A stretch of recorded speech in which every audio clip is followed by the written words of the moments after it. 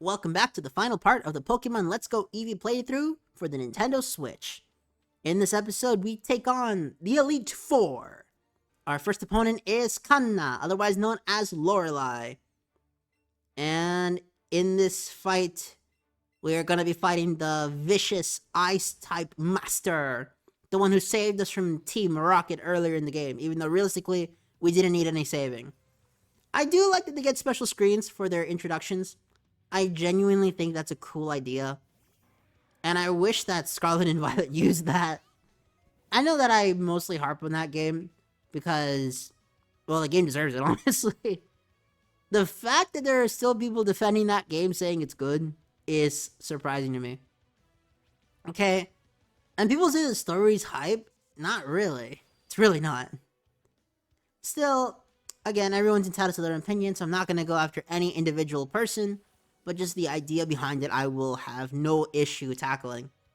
The Dugong is defeated. Dugong is honestly not very strong. And our Venusaur is going to increase in its power. We then fighting the Jinx. Jinx is actually super effective against us, but with a Sizzly Slide and I believe a Mega Drain, it's over for Jinx. Come on. One hit kill, baby. No issues at all. Just a absolute slaughter in the house. Yeah. The next opponent is Cloyster, who, if this was actually Gen 1, would be a threat because Cloyster was a premier meta threat in that original era. But nowadays, due to all of the nerfs in Pokemon, it is an absolute joke. It is supposed to be a tank, but it isn't. Its HP stat is pathetic, and its moveset is laughably bad. Goodbye, Cloyster, you died in one hit. Again, I know that I'm overleveled for this. That's not my fault. I literally did not grind once. I actively avoided trainers. I promise you this game just allows you to overlevel because it wants you to. So now we fight the Lapras, the thing that she's sitting on. And while I do have to give credit to Lapras, it's still underleveled, so it's not really going to do much. Lapras is parahaxed as well, meaning it can't even attack us. Therefore, Venusaur takes out the Lapras in one hit after the Eevee. So in reality, it's still one hit from itself. And then, last but not least, is Slowbro, which is Kristen's favorite Pokemon. But we have Batty and Mega Drain to take it out. And to be fair, I understand that, once again, I'm doing 2 players, so it's not the same.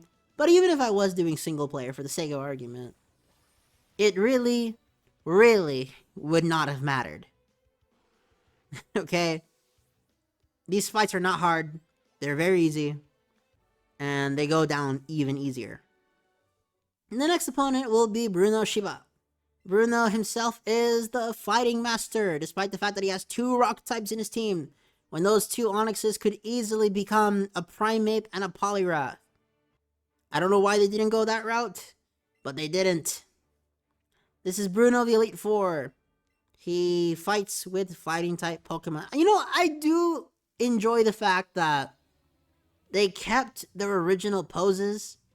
I am very glad they did that. Also, this fool looks buff, okay? This is the kind of guy that I can see being a menace. Not fucking Poppy from Scarlet and Violet. Look, I know I'm constantly riffing on that game. I really am. But it was the most recent game I played for the channel. I know that I'm technically in the Heart Gold Soul Silver playthrough right now. But it's not the same. Okay, Heart Gold Soul Silver is just a much better game. It's far more technical. It requires much more thinking to play. And it's not even hard, it's just a lot more to do. And I like that. Oh, I guess they did give him a Poliwrath in this remake. Oh wow, I completely forgot. I'm not gonna lie, I completely forgot they gave him a Poliwrath. Okay, you know what? A for effort, Bruno. You were given a much better Pokemon team for your reimagining team. Still, you lose points because this game allows me to overlevel you pathetically easy. Lee. Poliwrath has now been defeated, and then Bruno sends out his next Pokemon, which is Machamp. Machamp is his ace. And Machamp is very strong. But you see, that won't matter. We have Bouncy Bubble, in case we get hit, and Psychic to one-hit kill it. Come on. Show me your moves, Machamp. We lowered his HP. I guess I figured I would go first, but... I would go second, but I guess not. And Machamp gets taken out rather easily, just like that. You know, you could say, Miguel, this isn't fair. You overleveled deliberately. No, I deliberately didn't overlevel. I just got here accidentally. Remember, on my first playthrough of this game, my team was 70 plus when I entered this location. Because I actually went out of my way to fight every trainer and catch a bunch of things. Post Seafoam Islands, I stopped doing that. No, not even post Seafoam Islands. Post Sabrina, I stopped doing that. Because I actually did take on most of the trainers on the way here. But once we got the gold teeth, I stopped. I just did not care about it. I knew I was strong enough to beat the game. And I wanted to at least give you somewhat of a show. Now that Sawamura has been defeated, we had to fight Hitamon-chan, whose Japanese name I actually don't remember at all. So it's okay. We will hit him with the Bouncy Bubble to attempt to revive some health, but we don't need it because we're already at full health. And then Psychic for the one-hit kill. Absolutely defeated. Bruno goes down without effort. And you know what, though? At least they have the excuse of being hit with a 2v1. In Scarlet and Violet, it was a completely different story. They were losing to me one-on-one, guys. That was not funny. So the next opponent is Agatha Kikuko. Agatha is the ghost-type trainer. In reality, it's the poison trainer, but you know. Gen 1 is Gen 1, and this is probably an instance where, okay, they got me. Weezing was a smart pick. It's better than Haunter. Although, that just lowers her next issuance of the poison-type trainer and removes her ghost-type trainer status even further. Arbok is a cool Pokemon, but it's gonna be taken down because... well, because Psychic exists. And even in Gen 1, because Ghost is also Psychic, it's quad weak to it. But outside of Gen 1, like this game where it's actually Gen 7 with Gen 1 map, it's just 1 times weak because Poison is still weak to Psychic. Absolute defeat here. Oh man, this is embarrassing for Gen 1, okay? I'm out here trying to make Gen 1 look good, but because of this multiplayer shenanigans, it doesn't look as good. Oh man. You know, part of me thinks that I should have done this last section single player, but come on. I was doing multiplayer for this entire playthrough. I might as well continue it all until the end, right? That's exactly the way I was thinking about it. Gengar is defeated here. I'm surprised it survived that hit, but it won't really matter because even though Shadow Ball hits like a truck, I'm pretty... oh no, never mind. Kadabra does fall to it. Wow, even in a 2v1, Kadabra fell. Okay? Take that, Scarlet and Violet. You're officially been outclassed. I mean, this game isn't hard either. I think this game might actually be easier than Scarlet and Violet, but you know what? The fact that I left the Pokemon in a 2v1 is impressive. I will stand by that statement. And that is no lie. Okay, no lie. It's impressive. Gengar will be defeated here. And the next things we have to deal with are, I believe, a Weezing and another Gengar and Crobat. Not Crobat, that didn't exist yet. Goldbat. That's right. This is Gen 1's Pokedex. Okay, Weezing himself is not difficult, especially because, you know, lucky for me, abilities don't exist in this format. So Earthquake will hit no matter what. Come on. That's right. Guaranteed burn. And then Earthquake, while Eevee will lose some health, it doesn't really matter because we're over-leveled as hell. It survived that? I knew that Weezing was a tank, but I didn't think it was that tanky. Holy shit. Oh no, we got poisoned. But it doesn't matter because Eevee got rid of the poison, so I wouldn't worry. Thank you, Eevee, for your support. You are a real one for that one, okay? I need a squad half as this Eevee. You know, down for the cause. Doesn't matter how outclassed it is, it will find a way to win. Either way, a heart came out of the Eevee, meaning it truly loves us, giving us all the bonuses in the world. Gyarados, what are you doing? Stop attacking. Whatever. Gengar, the next Gengar. Now this Gengar is just like the other Gengar, so it's still weak. Batty Bad and Crunch will absolutely demolish it. As you can see here. We did more damage with that one. Cool. Sludge Bomb to hit me, I guess. And I got poisoned again.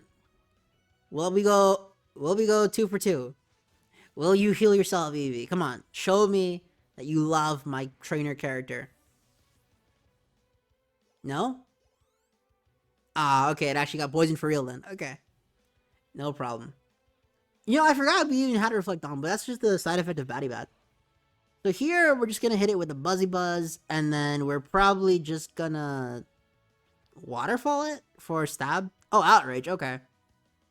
Look, I recorded this a while ago, so the exact moves I make are not truly known to me. I just find it amazing that this is how the game goes. We Outrage here, which defeats the Golbat, and now Agatha has been defeated. The next thing we're gonna see is the fight with Lance Wataru, who got the biggest nerf to his chamber I've ever seen. His chamber had so much coolness in it. You had to go through this pathway. But, you know, sometimes simplicity is what they wanted, and that's okay. So now we fight Lance. He leads the Elite Four with the ferocious dragon types. Now, in this game, they actually got rid of his 2 Dragonaires. I know why they did it, because it would be even easier otherwise. But come on, it looked majestic. I believe they replaced it with a Charizard and Seadra. I thought he led with Gyarados. Oh, is this a reference to Claire? Probably. Wow, I absolutely forgot he used Seadra. Wow. That's honestly kind of sad. Either way, Seadra goes down. Why did the developers give him a Seadra? I know you could say, oh, the reference, you just said it, but I'm thinking to myself on a logistic level. This is the penultimate fight in the main campaign. Why is this fight so nerfed? I don't know. But it is. Okay, Aerodactyl comes in. It's weak to electricity and water. What do I have out? 2 water moves. This Aerodactyl's going down. No questions asked. Kaboom. And then the second one.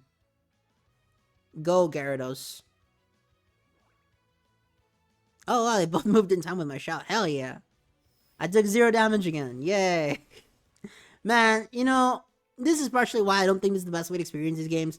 That whole moved in time with your shout thing, the cured poison because it didn't want you to be sad thing, it really does kill the experience a bit, you know?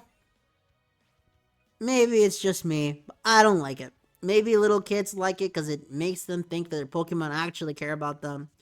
But once more, I don't know any little kids who play Pokemon. I only know adults who play Pokemon. But I know from experience that a bunch of kids play Call of Duty. And I don't really know many adults who play Call of Duty.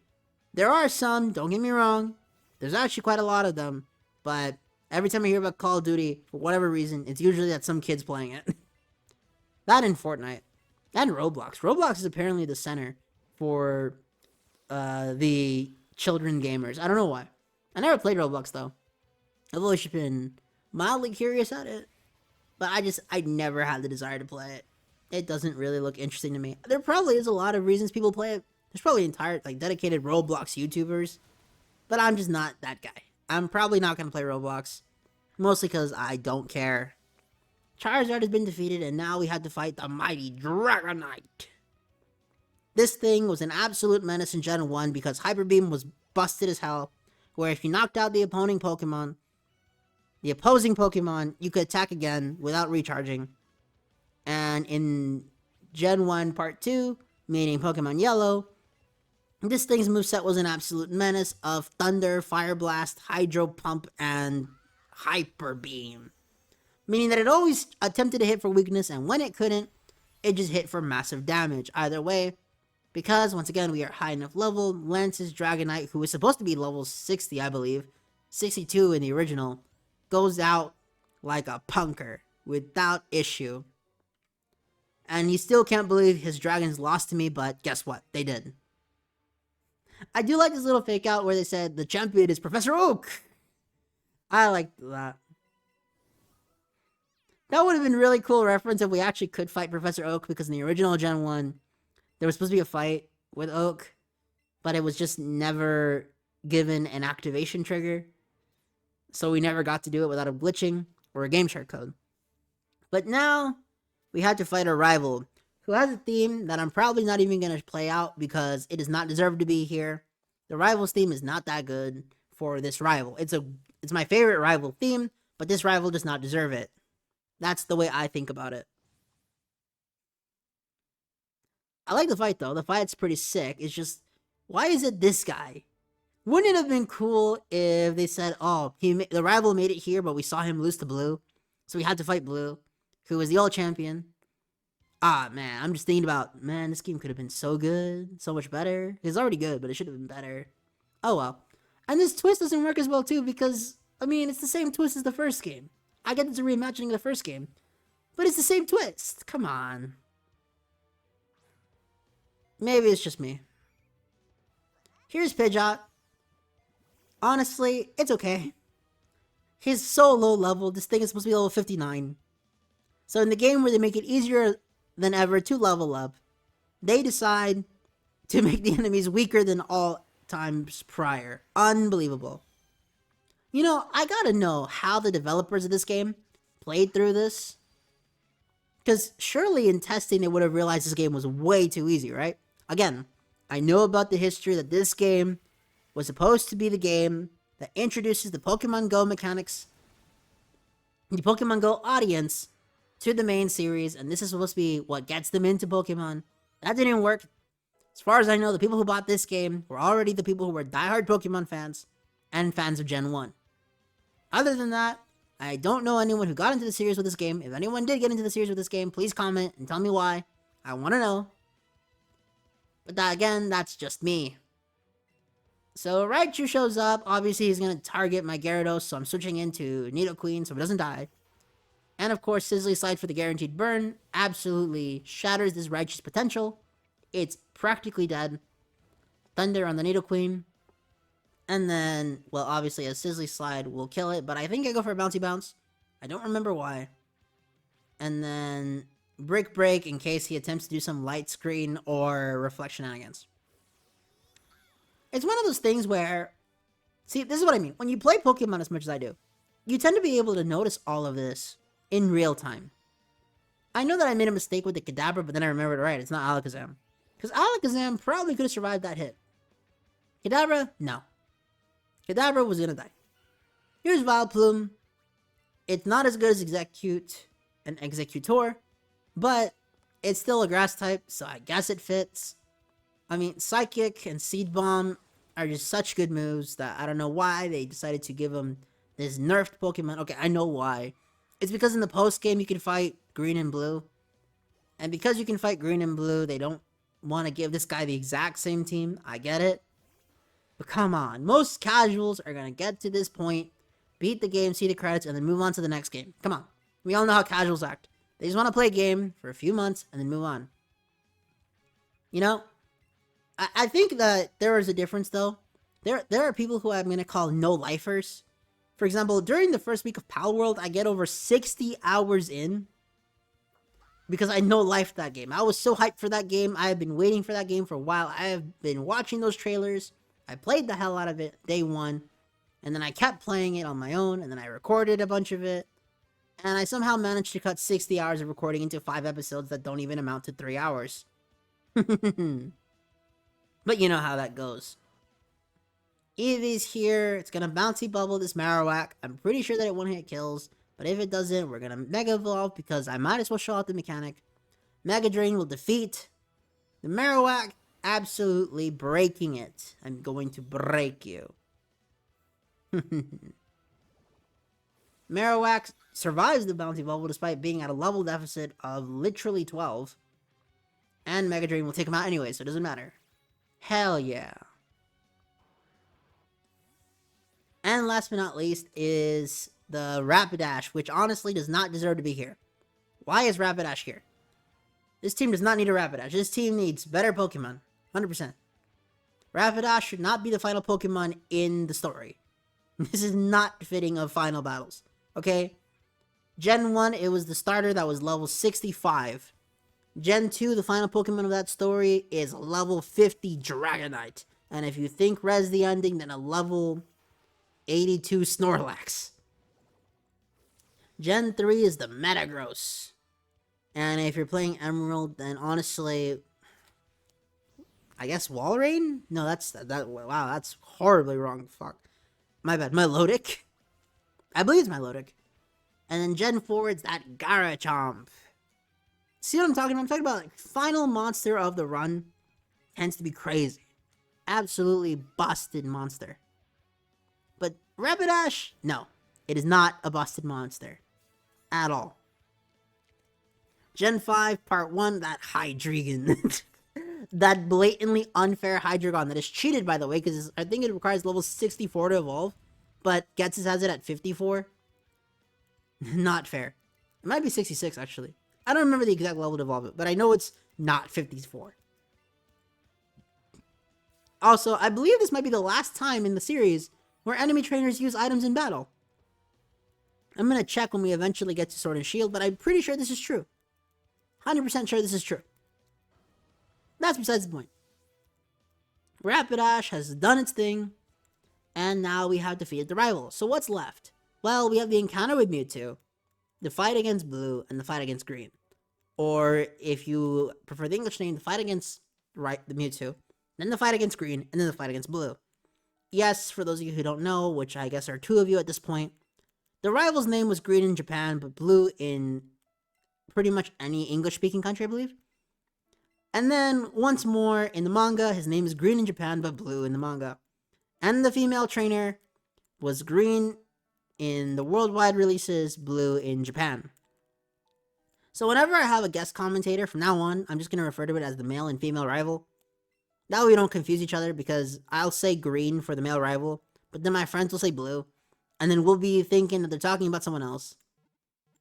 Also, that Eevee is hilariously small. It's actually funny how small it is. Still, we beat it. Okay, so I'm back with the recording. I had to call it off a bit early last night, but that's okay because now in the morning we're able to continue on. The beauty of this game is that I absolutely adore everything about it. From beginning to end, I had fun with the entire playthrough. The next thing we have to do are the fights with Blue and Green, or the fights with Green and Blue in Japan. Mwahahaha. Do you see what I did there? Okay, jokes aside, we also need to catch Mewtwo, but luckily Mewtwo himself isn't too difficult to capture, simply because we got access to one of the greatest items in the history of this franchise, the Master Ball, a ball that can capture without fail. It's kind of crazy that that was Team Rocket's goal, to get the Master Ball and then duplicate it to catch every Pokemon. Because we got it, Team Rocket is unable to use it in the future.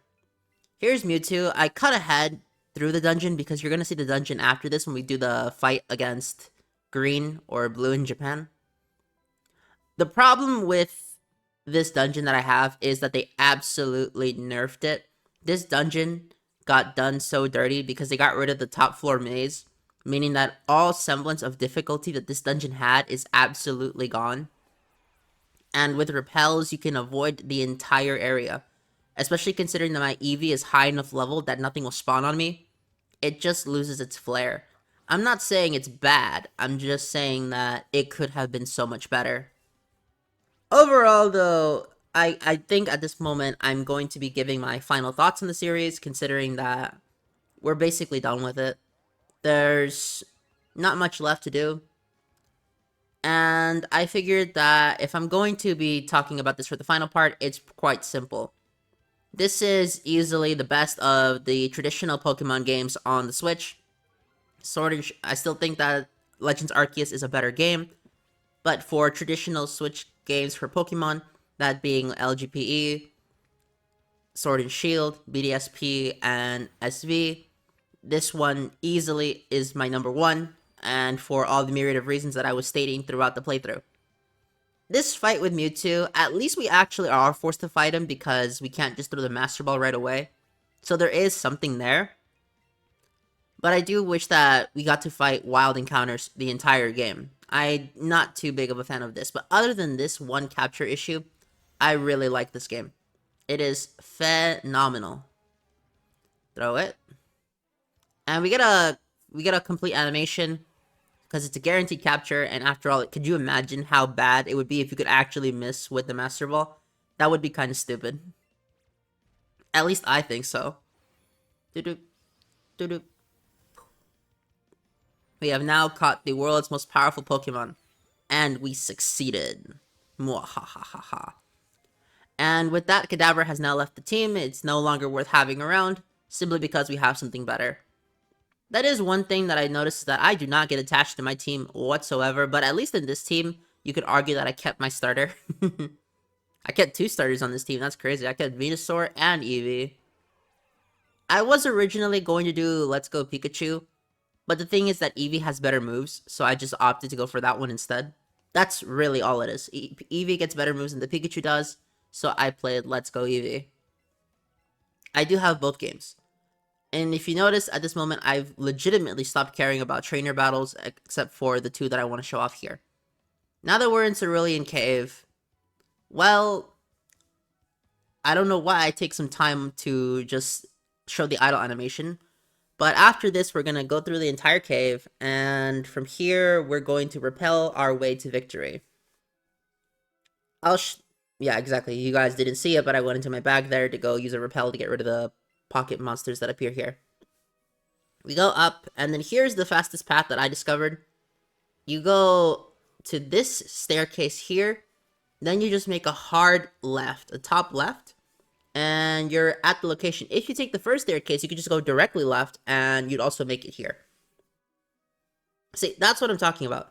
That entire place originally used to be an entire maze that you would be forced to solve, and it would feel great to solve it.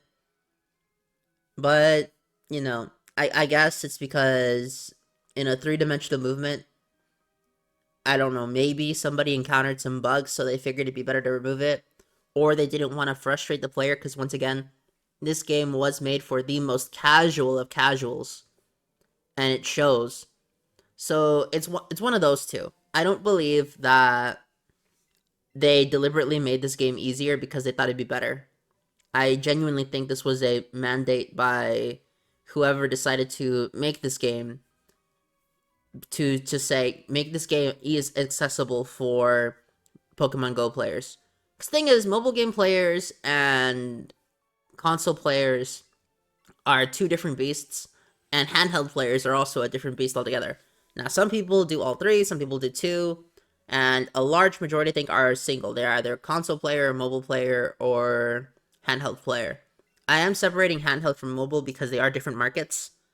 And when I say console player, that will include PC gamer. Even though PC isn't a console, just for the sake of defining who I'm talking about, just treat it like that for the sentence. Now we go to this fight here. One of the coolest fights in the game. I'm so glad this trainer is finally here.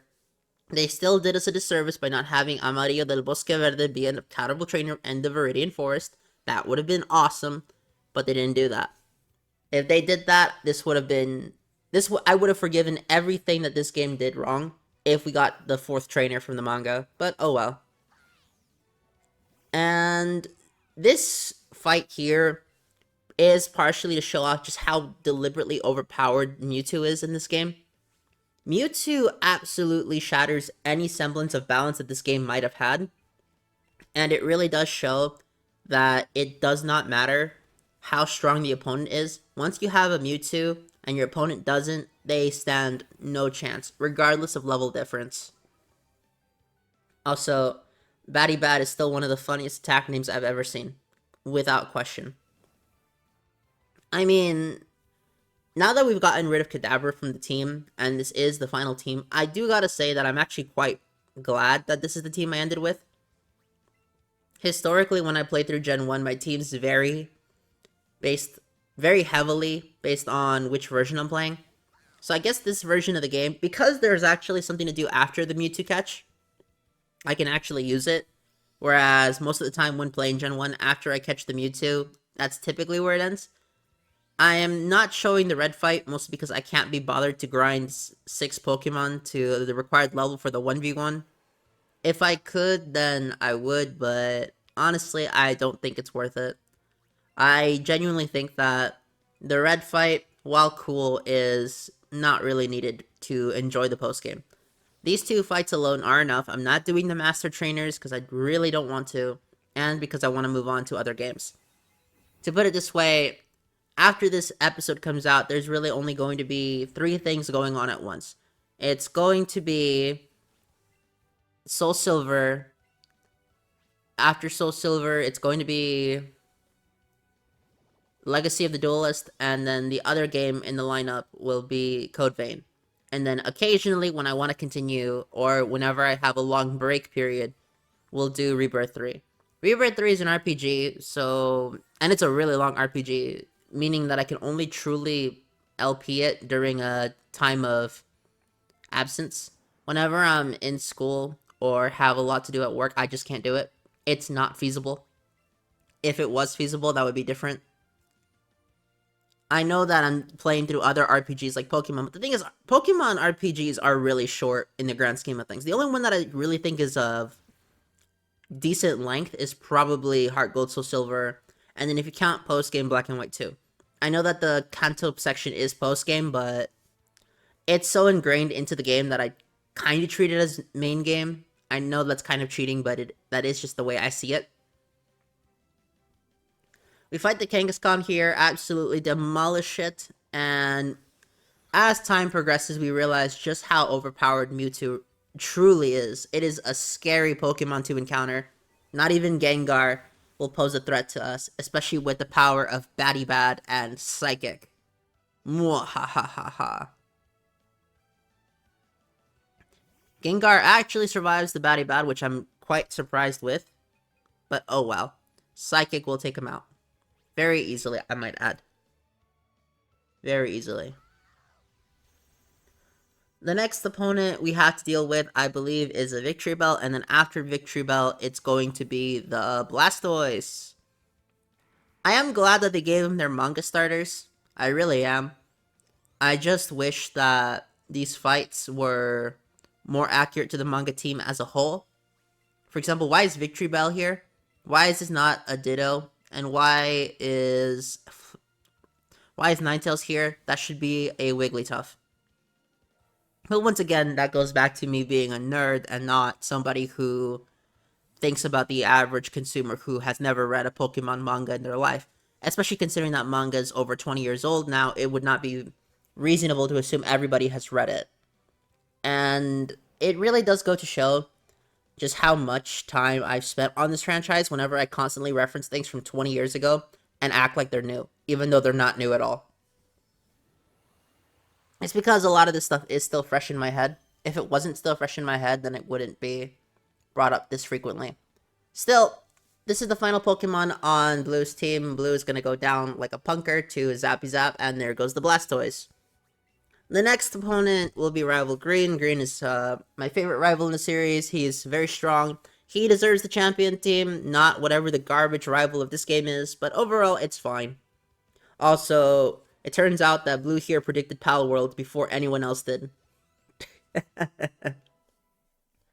Jokes aside, this was kind of funny.